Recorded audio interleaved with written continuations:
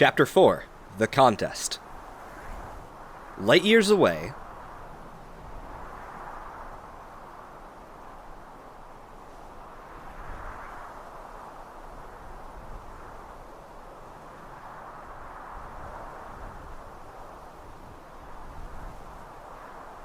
Are you finished posing dramatically out there? I think Terezi wants a turn. Rose. Enter.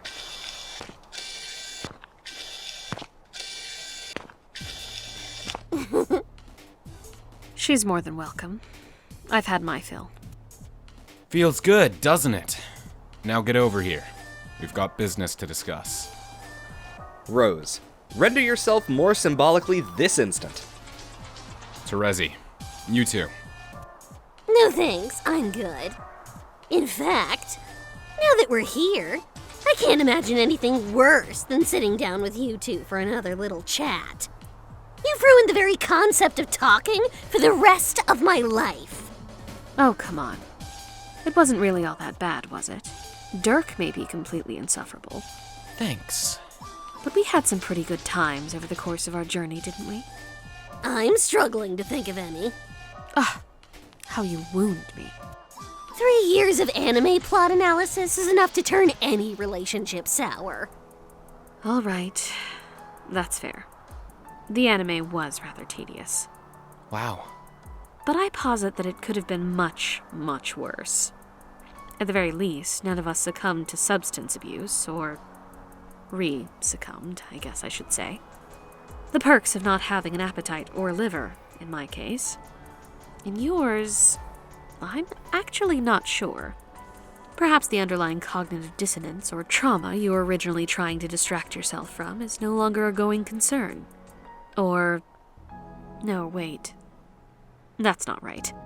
I'm thinking of a different Terezi. Or maybe I'm thinking of a different me? Maybe the different me is thinking of a different Terezi, and I'm just witnessing the thought happen as a bystander. It's much the same thing at this point. And I suppose I am also prematurely ruling out the potential of anime functioning as an abusable substance. In which case, I've got very bad news for all of us. We may need to formulate a 12-step plan. Let me know if you show any signs of withdrawal. Rose! Oh my god! My point couldn't have been made any more obvious if you sat on it. We may be in complete agreement about Dirk being a tedious nookwipe. We are? Shh.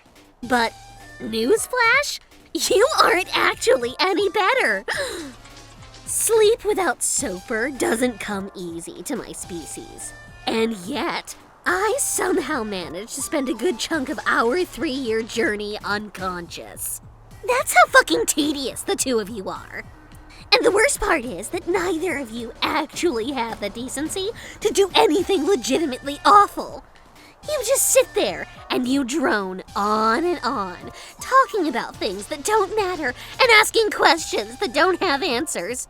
We're on a new planet, seeing things which have possibly never been experienced before. And all you can think to do is hole up in a cave and regurgitate completely pointless bullshit. It's called philosophizing. Well, it should be illegal as far as I'm concerned. Ugh. Stop calling her that. Okay, I'm done. Screw you both. I'm going to go and introduce some plants to the troll emotion we call terror. Well, if you change your mind about the philosophy. I won't. Okay.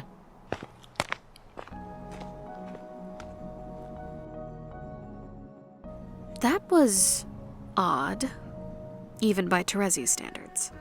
She's fine. Doubtless, but wouldn't it be best to wait for her to return before discussing our future plans? Whether she likes it or not, she is part of this goofy expedition. She isn't a part of this, though. A part of this? This. You mean she isn't a god? She isn't a ruler. She isn't suited for it. And we are? Come on. You know that we are.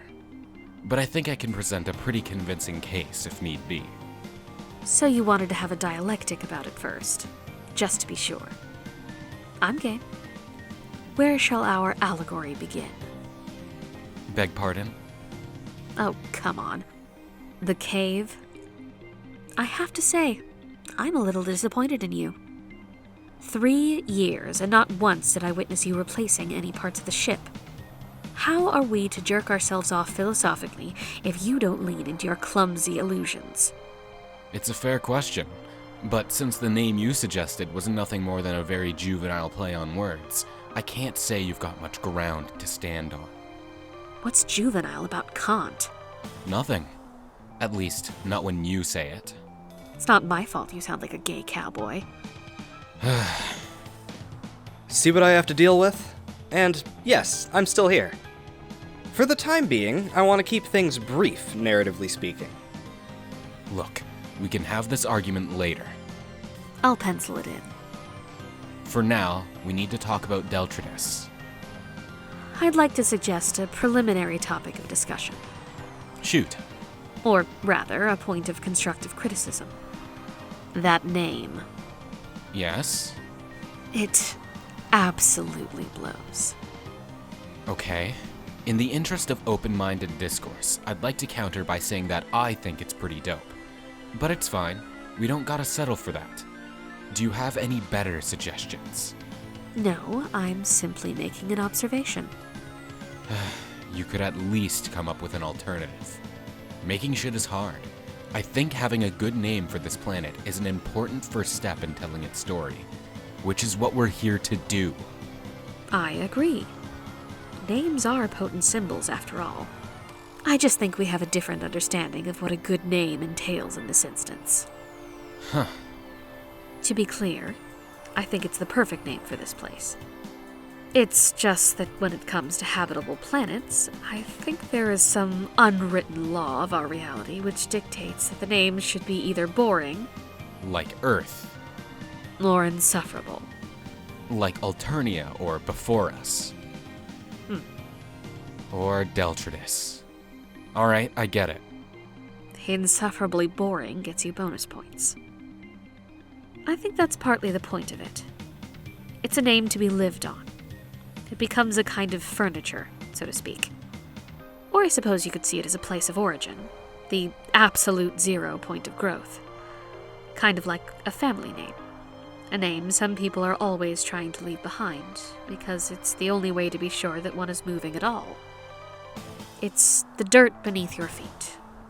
So, I suppose, in a way, every planet is Earth. Right. We're not going to call this planet Earth as well, though. No, that would be far too cliché. Quadruply so, even. Deltritus it is. It's amazing how you managed to both shit on my idea and make it seem a lot better justified in hindsight. Well, of course. I'm an author. I ply my trade on well-justified bullshit. Anyway, to business. Again. Yeah. The point is, we will be building intelligent life on this planet from scratch. That was one of our key mistakes with Earthsea. We should have started our guidance from the very beginning, instead of letting it grow organically in our image. I'm not sure I agree, but go on. No, please, knock yourself out. We stayed on topic for a few seconds, and I'd hate to make it a habit. Our own world was abandoned by its gods. Or, I suppose, its gods never reached it. The trolls beat their game, but were unable to actually claim their reward and take their places in its pantheon. In a sense, our creators abandoned us. And while I can't say that our world developed well, I don't think it would have been better off being guided. Especially considering who would have been doing the steering. Although, I guess you can't prove that kind of negative statement. Anyway, what exactly are you proposing? Ever heard of the watchmaker analogy? Yes. Damn. Okay. Humor me anyway. Say you're an alien and you're walking on a beach. An Earth beach, if that wasn't clear. You're an alien who has never come in contact with the human race before. So, say you're an alien and you find a pocket watch on the beach. You've never seen anything like it before. So you pick it up and open it, and try to figure out how it works. You see all of the gears moving smoothly, all of the pieces fitting together in a flawless interlocking pattern. Looking at the face, you realize that it keeps perfect time. You, the alien, ask yourself, how could something so perfect, with a flawless form suited to its task, have come into being? And, so the argument goes, Someone created it. Time needed to be told, so a craftsman made something to tell it. exactly. This analogy always struck me as extremely contrived. Yeah, that's fair. I mean, how many fucking pocket watches does one usually stumble across on the ground randomly? Fuck it, who stumbles across a pocket watch anywhere? This isn't the goddamn 1800s. The point in history when people were famously tripping over errant clockwork every time they went outside. And don't forget, there are aliens in this version of history too. Yeah, I think I might have made up that part though. Probably wasn't part of the original. Although, considering the version of Earth's history I was familiar with, I guess the aliens end up being the most believable thing in the whole setup. I suppose, in a way, this argument's own existence fulfills the same philosophical premise as the analogy itself. It's a scenario perfectly suited to its function, which is to convince you of the existence of intelligent design. One that is so unlikely to have arisen by chance that the presence of an artificer is the natural conclusion. It's this weird spiral of a concept, really. Its creators all the way down. Yeah. But I guess my response here would be that this is an argument in favor of intelligent design being a factor in the creation of a universe. It's not an argument that intelligent design should be a factor in the creation of a universe. That's a question of morality. True.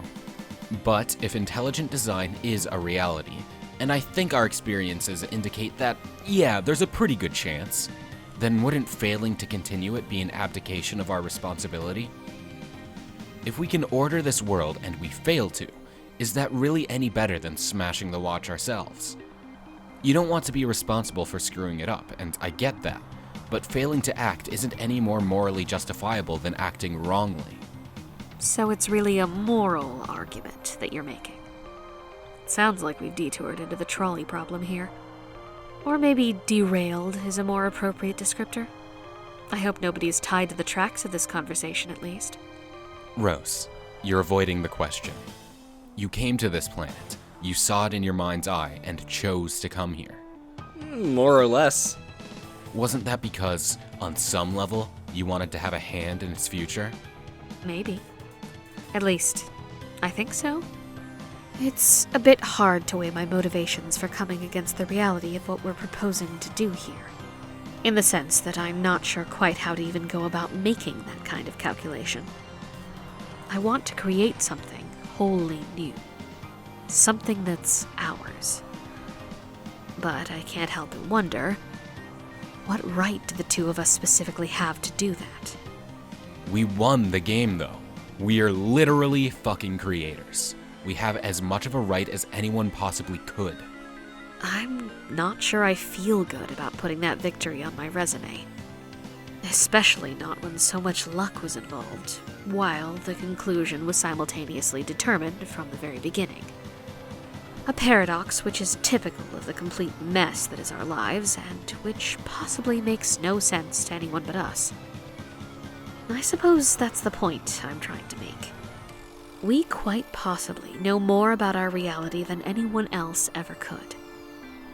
Which, you could say, makes us plenty qualified.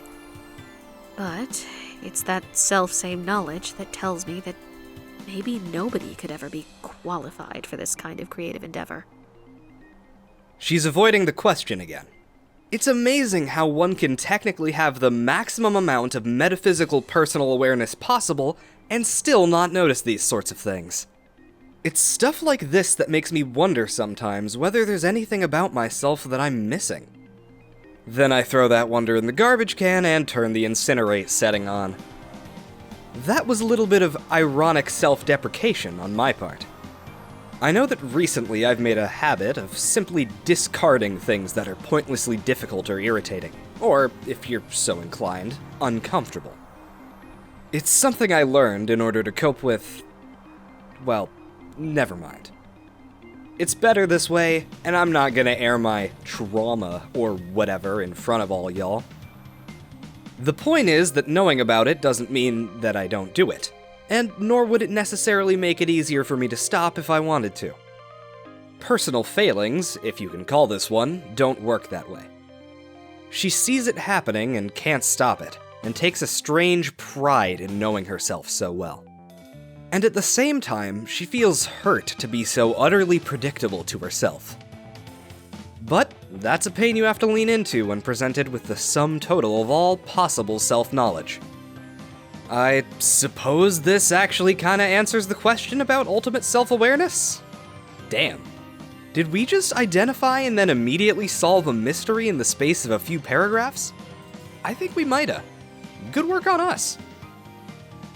Even so, I want to do this. I have to want it. How could I not, after everything we gave up to make it happen? Walking away at this point would be... well, regardless, we don't have that option. The Theseus is totaled. I almost want to make a joke about us not getting it insured, though I'm worried it might indicate what Dave would call early onset responsible adult syndrome. It's easy for him to make fun of us. He's immune. Possibly. He certainly wasn't showing any symptoms at his last checkup. But that was well over 3 years ago at this point. Rose looks off into space, seeming to exist at a very great distance for a while. And then, at a perfectly calculated moment, she chuckles quietly, almost mournfully to herself. I'm rambling again. Told you so. It's okay. I'm sure there was some good reasoning buried fuck deep in there somewhere. Future archaeologists will unearth it eventually. Sounds like you've made up your mind, though. Maybe.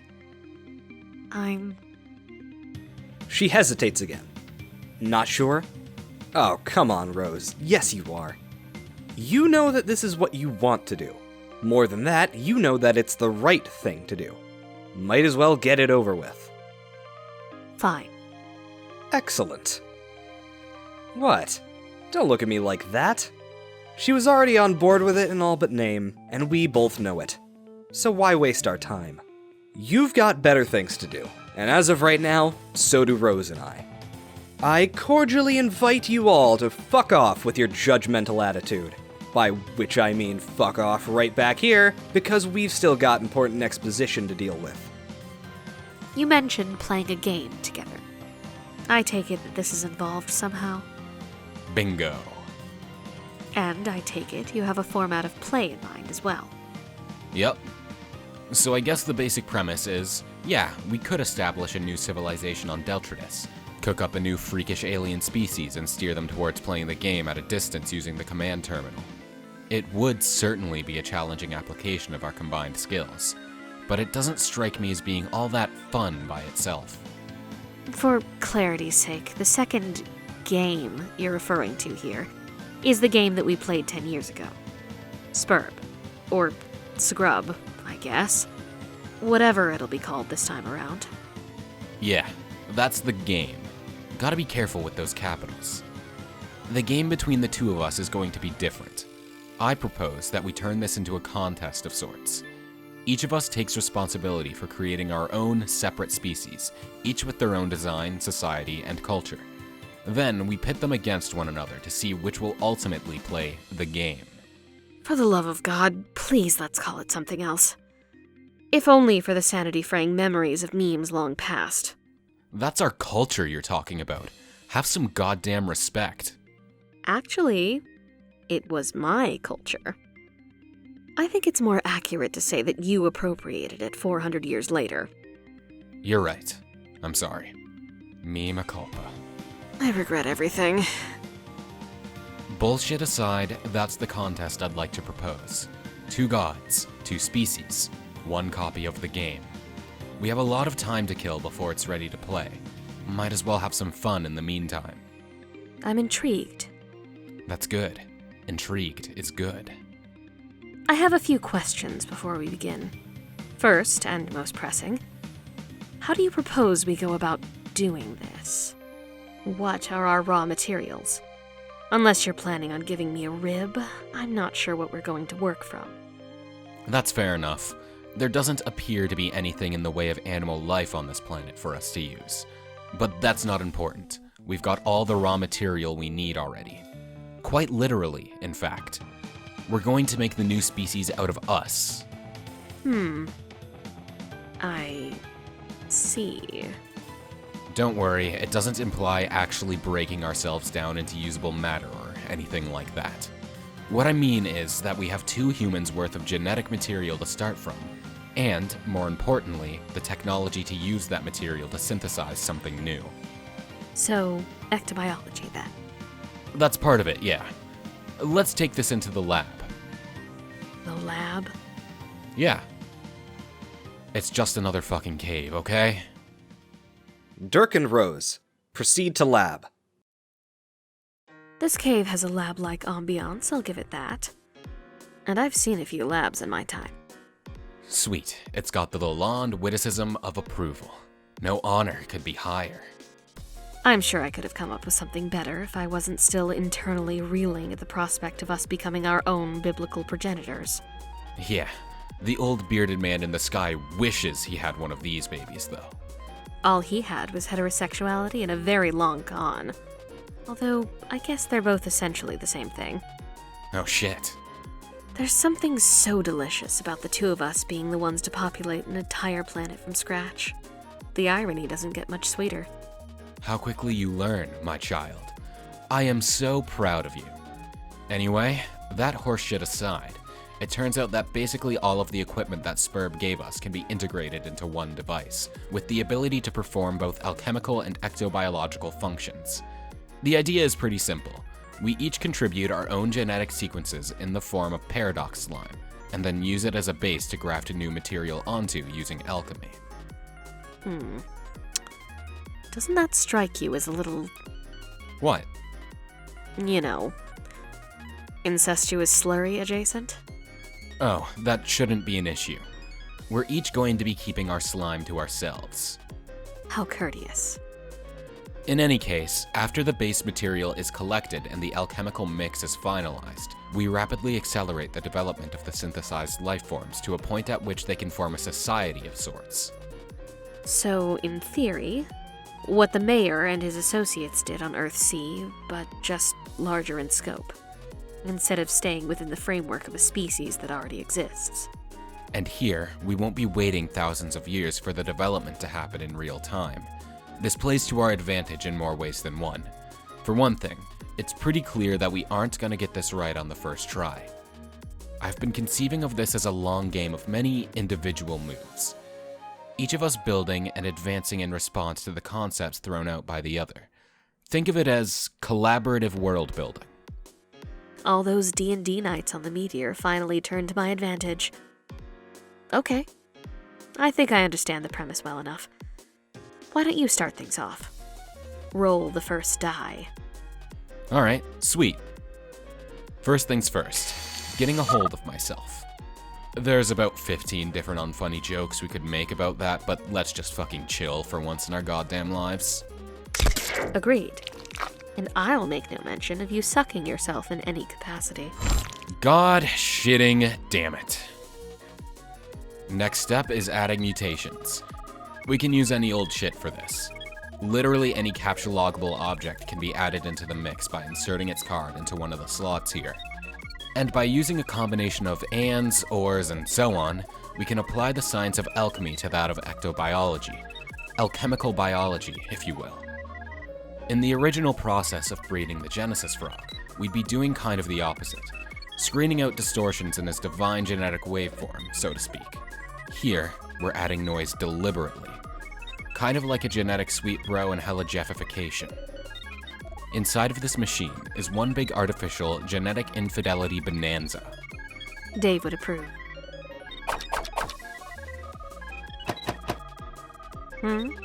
Sup? I thought you had to punch the cards to use them in the shunt slots. I recall devising a sequence of analogies for the process in my walkthrough once upon a time. Hardly my best work, but the principles were sound. No, you're right. I was being politely self-effacing, Dirk. You didn't have to agree with me. About the holes in the cards, I mean. I'm not really sure why we don't have to do that anymore. I think this machine punches the cards with the correct pattern once you put them in. Although the implication is that it somehow reads what it is on the card in order to punch it with the holes, which enables it to read that same information. That sounds like an appropriate degree of profound ridiculousness. I love it. Yeah, I'm a bit surprised you remember anything about this shit, even though we can't technically forget anything anymore. Me too. It's amazing what pieces of inconsequential information your mind can recall at a moment's notice, a whole decade after they were last relevant or interesting to anyone. I think I missed this. Okay, that should be everything taken care of. This will be my first move, the opening gambit in the grand game of fate for this planet. All that remains is to see the result. Indeed. Press the button, Doctor. Dirk, push the button. Behold.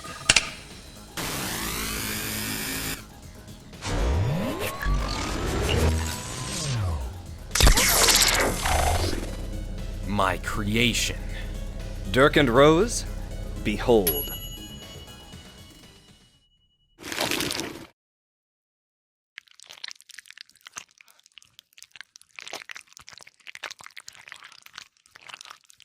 Dirk, Rose.